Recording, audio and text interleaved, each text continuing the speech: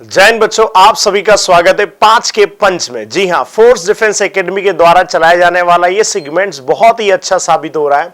बच्चों की बहुत क्वेरीज आ रही है कि सर ये कंटिन्यू होना चाहिए, तो हम बिल्कुल इसको कंटिन्यू चलाएंगे। तो आज हम जो प्रीवियस ईयर क्वेश्चन है वो है 2022 अप्रैल का, यानी 2022 फर्स्ट का क्वेश्चन है। हमने इसको लेकर चैप्टर 5 बना चुके हैं, आज चैप्टर 6, मतलब ये कहना कि 1 2 3 4 5 ऐसे चलेगा। लेकिन ये 2022 का अगर देखें तो सेकेंड अटेम्प्ट हम क्वेश्चन ले रहे हैं, ठीक है। तो आज इसमें हम जो शुरुआत करेंगे बच्चों, वो जो क्वेश्चंस 2022 में पूछे गए, क्योंकि हम सिर्फ 5 या 6 क्वेश्चंस पर यहां पर चर्चा कर रहे हैं। 5 अधिकतर क्वेश्चंस लेते हैं, लेकिन हो सकता है कई बार 6 क्वेश्चन भी आ जाए, ठीक है। तो बहुत ही इजी क्वेश्चन रहेंगे, प्रीवियस ईयर में जैसे आते हैं वैसे बिल्कुल अच्छे से आपको तैयारी भी करना है, वैसे इसी लेवल में तैयारी करना है आपको, ठीक है।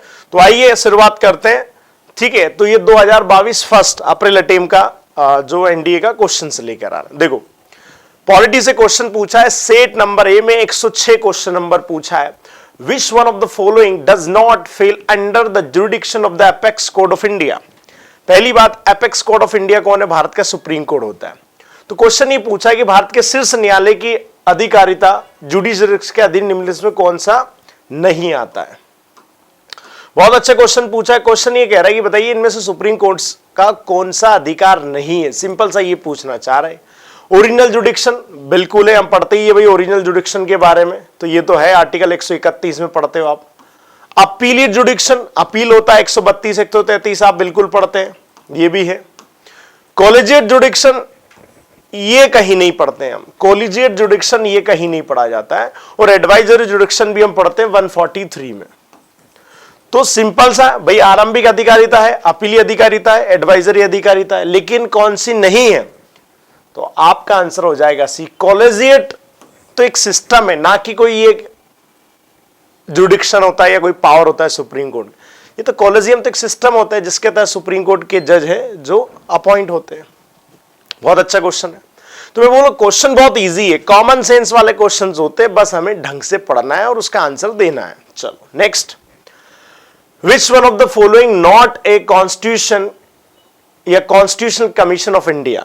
निम्नलिखित में से कौन सा भारत का संविधिक आयोग नहीं है? देखो, संविधिक या संवैधानिक दो फर्क होते हैं। मैं हर बार क्वेश्चन बता, संवैधानिक वो संस्था होती है जिसका संविधान में आर्टिकल होता है, ठीक है, जिसका बाकायदा संविधान में राष्ट्रपति और पार्लियामेंट से पास करवाएगा और संविधान में कोई आर्टिकल या शेड्यूल जोड़ा गया, वो संवैधानिक संस्था है। संविधिक वो है जो पार्लियामेंट में कानून से तो बन रही है, राष्ट्रपति साइन भी कर रहे हैं, लेकिन उसको कहीं भी संविधान में नहीं जोड़ा गया, तो संविधिक हो जाती है, स्टैच्यूटरी बॉडी हो जाती है।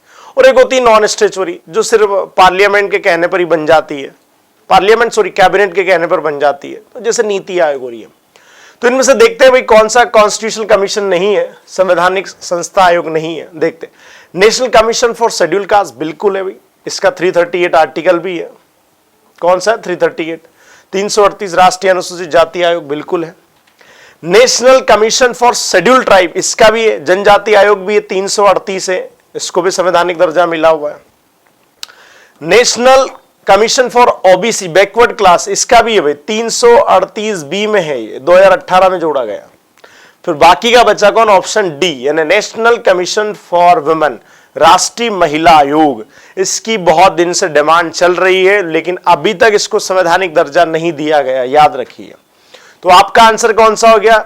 सिंपल सा देख लीजिए कि भाई किसका आर्टिकल संविधान में नहीं है, बिल्कुल नहीं है, नेशनल कमीशन फॉर वुमेन। अगर हम देखें राष्ट्रीय महिला आयोग का संविधान में कोई आर्टिकल ही नहीं है, तो सिंपल सा आपका आंसर क्या हो जाएगा? डी आपका आंसर हो जाएगा, ठीक है बच्चों। आगे आते हैं, फिर एंशिएंट हिस्ट्री से क्वेश्चन पूछा है, बहुत बढ़िया है। विच चाइनीज ट्रेवलर इन ancient India wrote the diary called record of the travel of middle India. जी हां, इसको हम अगर चाइनीज भाषा में CU की पढ़ते हैं, क्या पढ़ते हैं? CU की पुस्तक लिखी है, जिसका मतलब होता है record of travel of middle India. यानी प्राचीन भारत में किस चीनी यात्री ने मध्य भारत की यात्रा के अभिलेख नामक दैनिक डायरी लिखी थी। और आपको पता है पहला चाइनीज यात्री फाहियान था। कौन था बच्चों? फाहियान, जो चंद्रगुप्त सेकंड के दरबार में आया था। लेकिन दूसरा कौन था जो बड़ा फेमस रहा? उसका नाम था हैंसोंग। जी हां, क्या नाम था उसका? हैंसोंग उसका नाम था।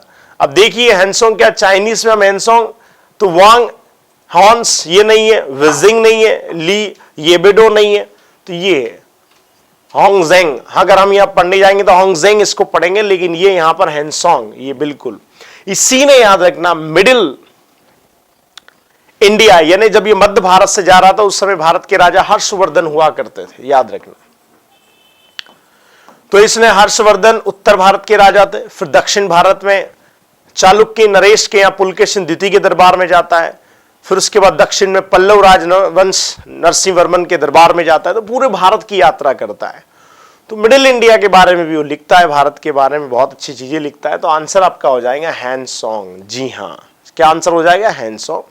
हैंसोंग बड़ा फेमस यात्री रहा, जो आपको पता है कि ये नालंदा यूनिवर्सिटी में पढ़ने आए, फिर नालंदा यूनिवर्सिटी का प्रोफेसर बनाए, ठीक है, और बहुत सारी चीजें यहां से रिकॉर्डेड वो ले गया था, लिख कर ले गया था। इसके बहुत सारे हमारे पास एविडेंस है।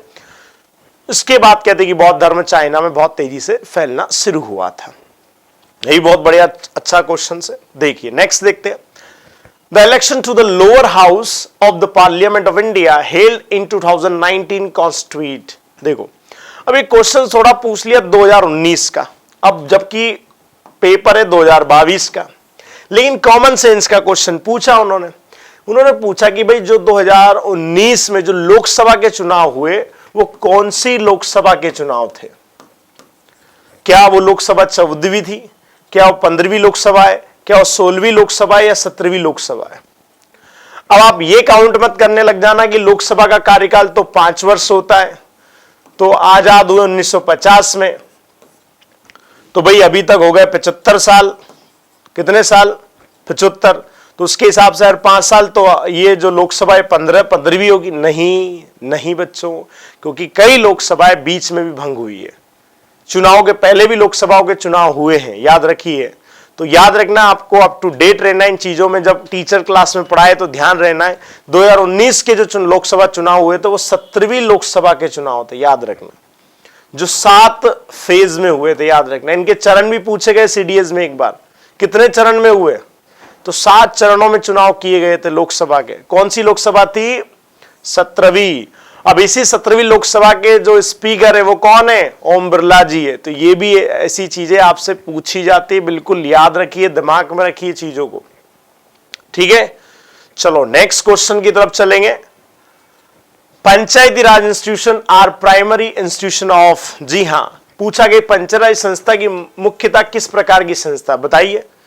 क्या पॉपुलर गवर्नमेंट है, सेल्फ गवर्नमेंट है, फेडरल गवर्नमेंट है, क्वासी फेडरल है, यानी लोकप्रिय सरकार है, स्वशासन के लिए बनाई गई है, संघीय शासन के लिए बनाई गई है, या इसका अर्ध शासन है, बताइए। तो पंचायत का मतलब ही होता है सेल्फ गवर्नमेंट, जो लोगों को अपनी स्वयं की सरकार दे, याद रखना। और यही हम जानते हैं कि सेल्फ गवर्नमेंट जो सिस्टम था उसके पिता भारत में लॉर्ड रिपन को बोला गया है, ठीक है। तो ये बहुत अच्छी चीजें होती है, क्योंकि ये बहुत बेसिक क्वेश्चन होते हैं। पंचायत मतलब गांव के लोगों की स्वयं की सरकार, ऐसे ही म्युनिसिपैलिटीज शहर के लोगों की खुद की सरकार, यानी स्वशासन। भाई वहां के लोग स्वयं अपना शासन कर सकते हैं, ठीक है। तो ये कोई पॉपुलर गवर्नमेंट नहीं है, कोई फेडरल गवर्नमेंट नहीं, क्वासी फेडरल नहीं, ये है सेल्फ गवर्नमेंट। वहां के लोग बस वहां की सरकार चलाएंगे बच्चों। तो आज के इन सेगमेंट में हमने इतने क्वेश्चंस रखे, बहुत इजी क्वेश्चंस है, पॉलिटी से, हिस्ट्री से, आपको भी पढ़ के देखने में समझ में आ गया होगा कि क्वेश्चंस कैसे बनते। कोई ज्यादा टफ क्वेश्चन नहीं। अगर हम ईमानदारी से, लगन से, क्लास में जो टीचर पढ़ा रहे उन चीजों को फोकस करके अगर हम पढ़ेंगे तो निसंदेह ही बहुत अच्छा रिजल्ट आएगा और आपके पेपर बहुत अच्छे जाएंगे। तो बच्चों इसको हम कंटिन्यू रखेंगे, कल फिर मिलेंगे। आज के लिए इतना। जय हिंद, वंदे मातरम।